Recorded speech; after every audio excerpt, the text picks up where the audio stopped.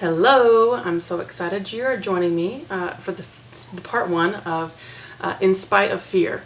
I think that there are plenty of us that have not done something that we are supposed to do because we're afraid of doing it. And so I asked a few of you to just give me some feedback as to what may be some of those reasons that you're not moving forward. And by far, one of the biggest ones that I heard back from you was the fear of failure.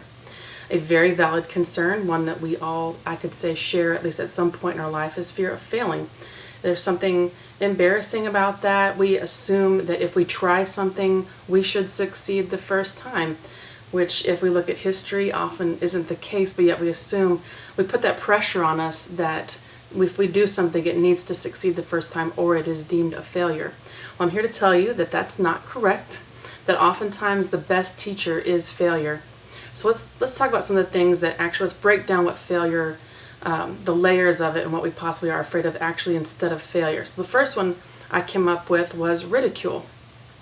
Just public slander, being embarrassed, being made fun of, and our whatever we're doing is being just laughed at or mocked, whether it's by friends or family or people who don't even know us, just the invisible people on the other side of a face or a name on Facebook or something like that.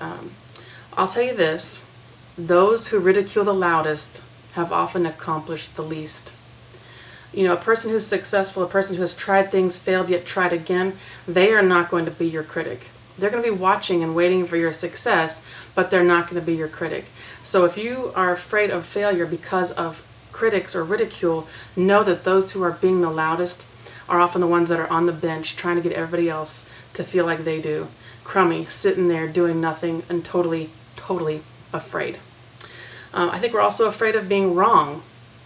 We build these theories and we step out, and we say things, we stand on what we believe in, and the idea of being wrong in front of people, again, is frightening. But you know what though? There is grace to say, I made a mistake. There are people who've written books who say, I don't even like what I wrote in that book. Throw that book away. I've got new ideas. And it's okay for us to evolve. So don't worry so much about being wrong.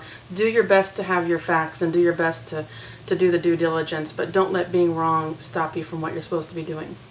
Also, being alone, I think, is when we're talking about fear of failure. When you do something that you feel is a failure, it can feel isolating. It can feel like something that separates you from a group of people that maybe did succeed the first time. I had a friend who had to take his CPA exam 6 times to pass. And, that first herd of people that go into the booth, to take the test, most of them come out successful and some come out not successful, and you feel isolated from the group of people that did pass the first time.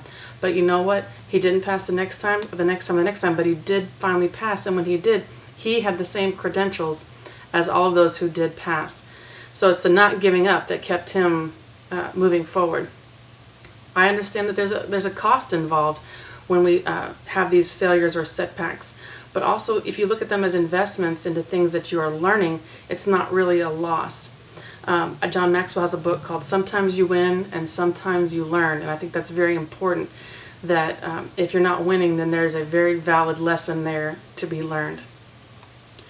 I think it's important to know the difference between a push in the right direction and a shove in the wrong direction. And what I mean by that is that there are people who have done what you want to do, and if you allow them space in your life and to let them be a voice of influence, when they challenge you on something or when they point out areas that you didn't quite hit the mark in, what they are doing is they are pushing you in the right direction. They are giving you some resistance, some adversity, and don't run away from that.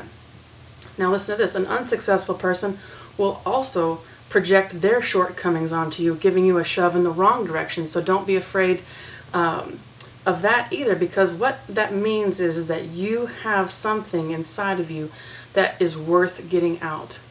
Adversity is there to make you stronger, and it can be positive adversity, it can be negative adversity, but they both will make you stronger. Celebrate this, people. If you have battles with mind monsters about these fears of failure, especially today, if you have mind monsters, if there are negative people in your life, if you are facing difficult situations, if you have hurdles to jump, it means that there is a significant force inside of you that the enemy is trying to reckon with. And what he's trying to do is he's trying to either take you down or take you out of the game.